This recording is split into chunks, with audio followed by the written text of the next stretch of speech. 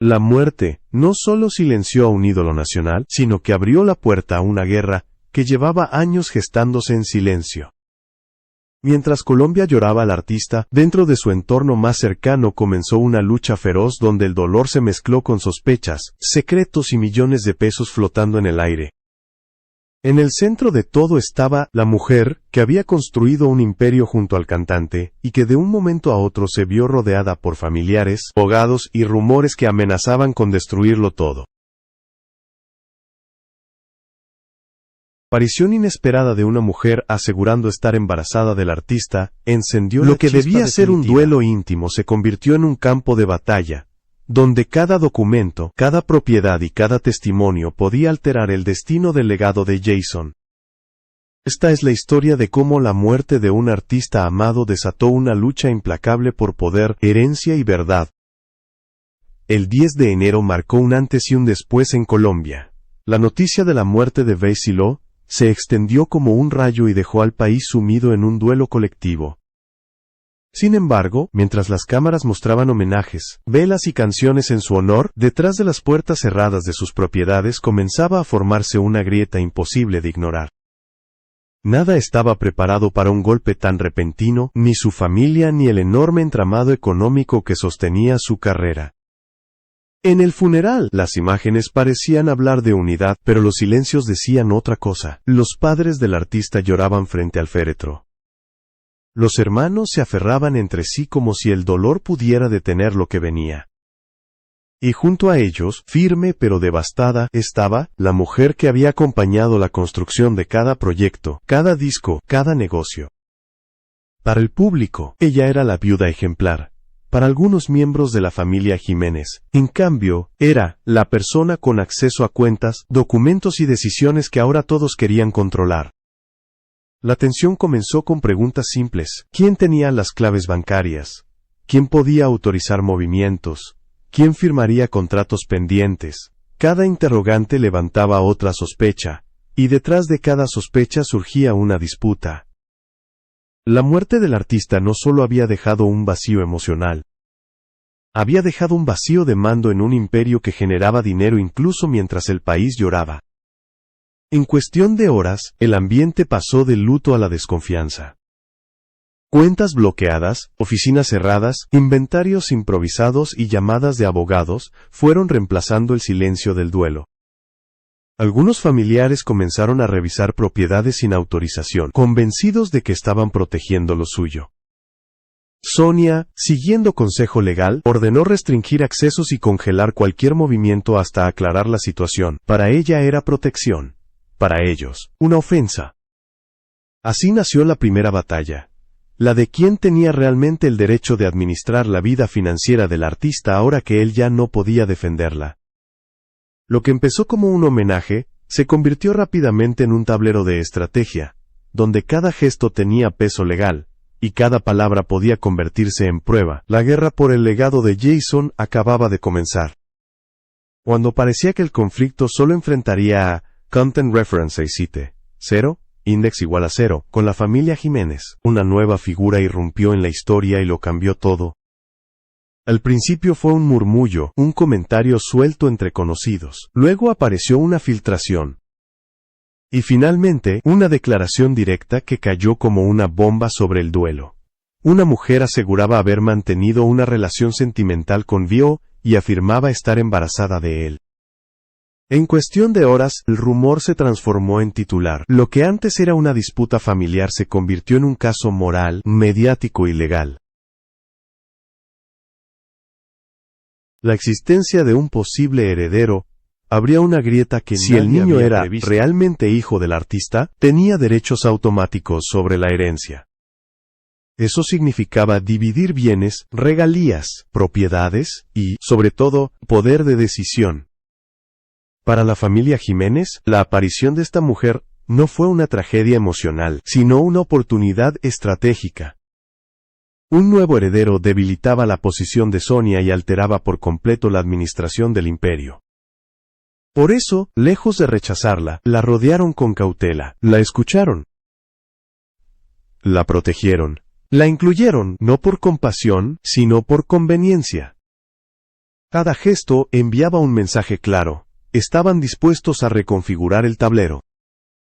Para Sonia, en cambio, la noticia fue un golpe devastador. No solo enfrentaba la muerte de su esposo y la sospecha de su familia política, sino que ahora debía mirar a la mujer que supuestamente había irrumpido en su hogar, y que, con un solo anuncio, podía desplazar los derechos de sus propias hijas. El duelo se transformó en humillación, y la humillación en una batalla que debía librarse con documentos, abogados y pruebas científicas. Las redes sociales hicieron el resto. Comentarios, teorías, acusaciones veladas y filtraciones comenzaron a circular sin control. La narrativa de la familia perfecta que el cantante mostraba en entrevistas se resquebrajó en público. De repente, todos querían saber quién decía la verdad, quién mentía, quién actuaba por amor y quién por interés. Mientras tanto, las canciones de Jason seguían sonando en radio y plataformas digitales, generando dinero que nadie sabía con certeza a quién le pertenecía. La pregunta ya no era quién administraba el legado, la pregunta era quién pertenecía realmente a ese legado. Cada día que pasaba aumentaba la tensión, y cada nueva declaración agitaba un conflicto que crecía como una sombra sobre el recuerdo del artista. El duelo había terminado, la verdadera guerra comenzaba ahora. La disputa dejó de ser un conflicto emocional cuando los primeros abogados comenzaron a aparecer en escena.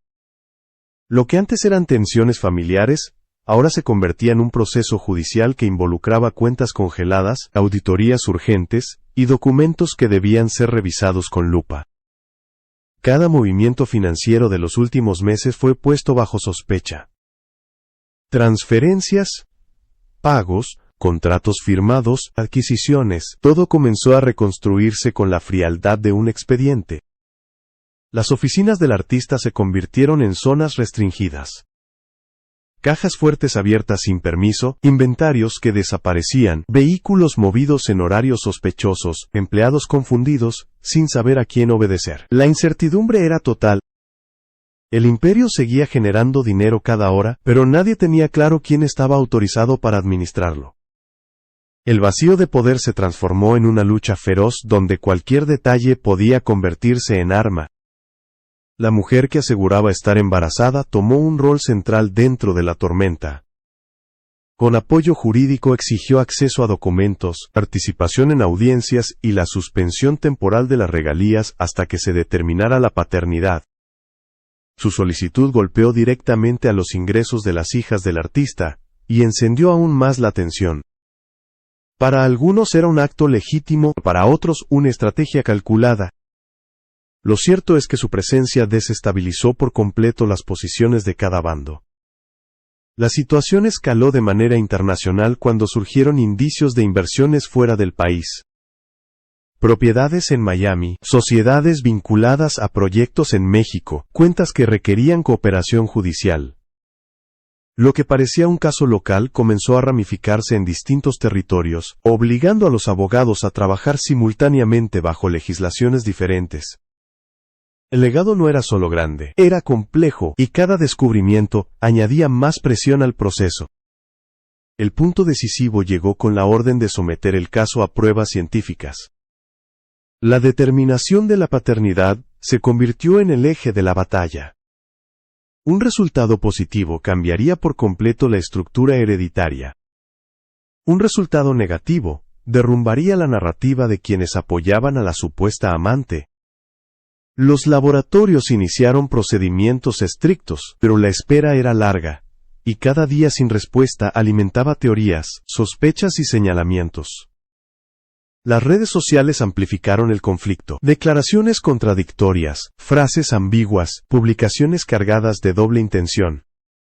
La opinión pública se dividió, y con ella también la presión sobre los tribunales. El legado del artista empezó a fragmentarse no solo en documentos, sino en percepciones.